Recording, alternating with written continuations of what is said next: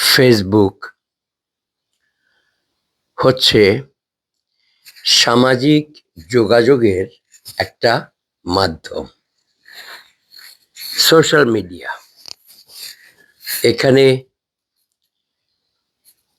আমি, আপনি সবাই আমরা পোস্ট করতেছি, কথা বলতেছি, নিজের মতামত দিচ্ছি, যার যার নিজের মতো।